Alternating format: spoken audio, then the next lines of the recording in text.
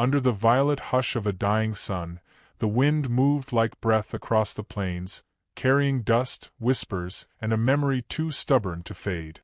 In the doorway of a weather-worn cabin stood Evelyn Greyhawk, 45, her long dark hair untamed by the years and her eyes the color of wet earth after rain. She lifted her chin toward the horizon, where the last light spilled over the grass like gold reluctant to leave. Somewhere behind that light, her youth had disappeared, buried with her husband and the small life she once dreamed might stretch into forever. "Maybe love's for younger women," she murmured to no one, her voice brittle, breaking the silence like a twig underfoot. Then came a sound she hadn't heard in seasons, hoofbeats.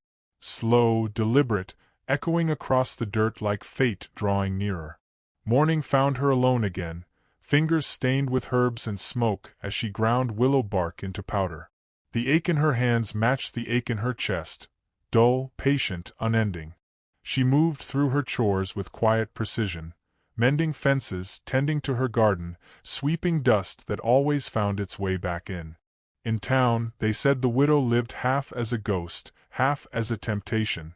"Still braids her hair like she's 20, whispered the women behind lace curtains. Evelyn heard, always heard, though she kept her eyes low and her face unreadable. Once, she caught her reflection in a shop window, lines carved by sun and sorrow, beauty made strange by solitude. She turned away before her heart could break again. That's when she saw him, tall, sun-scorched, and still as a painted figure against the stable wall. Cole Maddox, 30, leaned on his reins, the dust of travel settling across his broad shoulders. A stallion stood beside him, limping, its flanks streaked with sweat. He noticed her in that quiet, deliberate way of men who mean what they see. "Ma'am," he said, tipping his hat, voice deep as the canyon wind. "I heard you mend more than fences." The corner of her mouth tightened. "I mend what can be saved," she said, her tone measured, protective. He smiled, just enough to show warmth, not boldness. In that exchange hung something fragile, something unnamed. When she reached for the injured horse, their hands brushed. Her pulse stumbled. His eyes, gray as river stone, softened like he recognized her, not from this life, but from one just before it. She turned away, murmuring about tinctures and salves, pretending the air hadn't shifted. That night, the plains hummed with crickets and secrets. Evelyn lay awake, watching the rafters, hearing the distant rhythm of thunder, or maybe, she thought, the echo of hooves. She pressed her palm against her heart as if to quiet it, but the beat only grew louder, stubborn as hope. Days passed, and Cole Maddox became a rhythm in her life she couldn't ignore. He came first for his horse, then for errands that seemed invented, a broken harness, a cut on his hand, a question about herbs he clearly already knew. He worked the land just beyond her hills, rich from a cattle fortune, but carried himself with the humility of a man who remembered hunger. One morning, she found a bundle of wildflowers on her porch, dusty blue asters tied with leather cord. She told herself it was nothing, yet she kept them by her window until they wilted into sweetness. The town, of course, noticed. They always noticed. "A cowboy that young keeping company with her?" they said. "A widow with no kin, no dowry?" Evelyn pretended not to hear. But gossip, like smoke, has a way of seeping through cracks. At the general store, Sheriff Dalton gave her a look that cut deep. "You'd best mind your reputation, Miss Greyhawk," he said, not unkindly but without mercy. "Men like him come and go. You'll be left with the whispering." She nodded, said nothing. Shame crawled beneath her skin like fire ants. That evening she did not light her lamp, did not sing to the fire as she used to. Outside, the plains sighed with wind, and she thought of him. His hands, his gentleness, the way he looked at her as if time were a lie. The next afternoon a storm rolled in, wild, silver, and merciless. Rain fell sideways, slashing the world to pieces. Her roof groaned beneath the weight, water rushing through gaps she hadn't mended in time. Evelyn tried to hold it together with trembling arms, but a beam cracked, spilling splinters and sky. Then a shadow filled her doorway, Cole, soaked through, eyes fierce with concern. Without a word he lifted the fallen timber, muscles straining, water streaming down his neck. "You shouldn't be out here," she said, voice breaking under wind. "Neither should you," he replied, and for a moment their words vanished beneath the thunder's growl. When the beam was set aside, he turned to her. The storm lit his face, made him seem both real and impossible. "Let me stay till it passes," he said. She wanted to refuse. Instead, she stepped aside.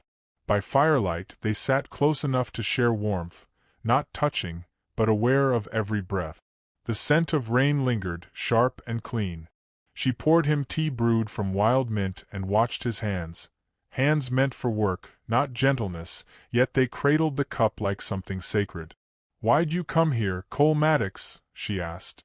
He shrugged, eyes fixed on the flame. "Wasn't planning to stay long," he said. "Then I saw you, and I forgot what I was running from." She looked away, unsteady. "You shouldn't say such things." He smiled faintly. "Didn't say I should. Just did." Outside, thunder rolled again, but the silence between them was louder still.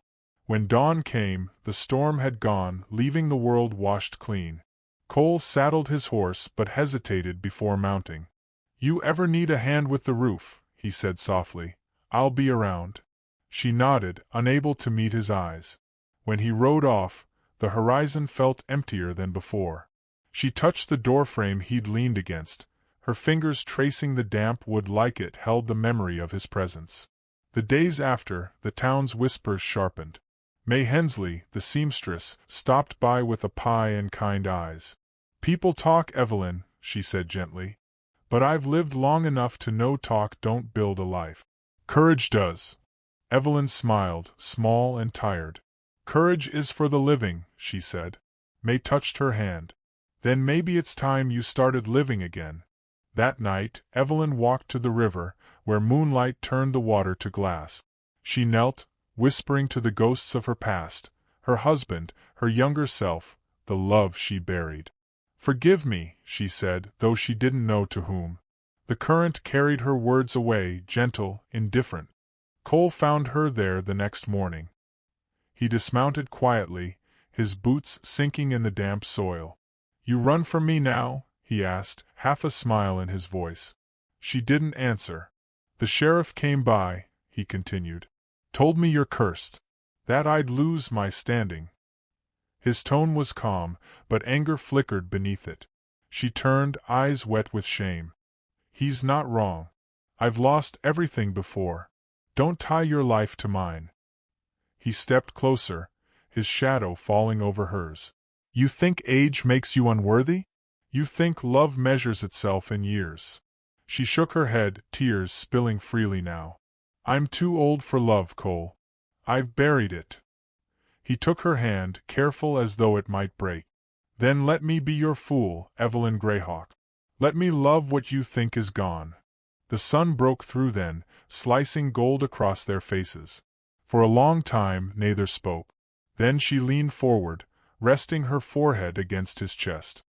His arms came around her, steady, certain, the embrace of someone who had found home in another's ache.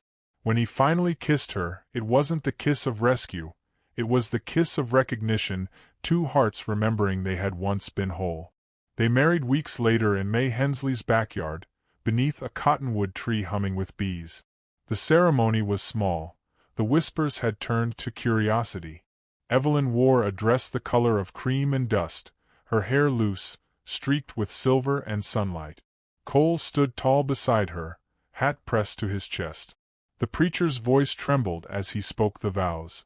"Do you take this woman?" "I already have," Cole said softly, before the words were done. Laughter, gentle and genuine, rippled through the gathering. Evelyn felt tears rise, not from sadness but from the unbearable weight of peace. When they kissed, the wind stirred, lifting her veil like wings. A hawk circled above them, and somewhere deep inside, she heard the land whisper, "It is not too late." After the ceremony, they rode out beyond the town, where the plains stretched endless and unbroken. The world smelled of rain and promise. Evelyn turned in the saddle to look back at Willow Creek, at the town that once pitied her and now stood quiet in her wake. "You sure you know what you've done, cowboy?" she asked, half teasing. Cole's smile was slow, warm. "Yeah," he said. "I claimed what was already mine." She laughed then, a sound like the first rain after drought, and he joined her until their voices tangled with the wind. Years passed softly. Their ranch grew strong, their love steady as the river that had once witnessed her sorrow.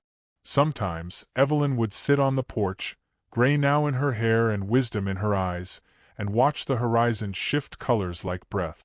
Cole would come up behind her, slip his arm around her waist, and rest his chin on her shoulder. "Still think you're too old for love?" he'd whisper. She'd smile, slow and secret. "No," she'd answer. "I think I was just waiting long enough to recognize it." And if you ever wandered near Willow Creek on a quiet evening, you might see two silhouettes against the firelight, one broad and unbending, one graceful and weathered by beauty. You might hear laughter carried on the wind, soft as prayer, and understand something that words rarely hold, that love does not ask for youth, only for courage to begin again. For Evelyn Greyhawk, the widow who once whispered she was too old for love, the plains had finally answered back, with a whisper of their own, "You were never too late."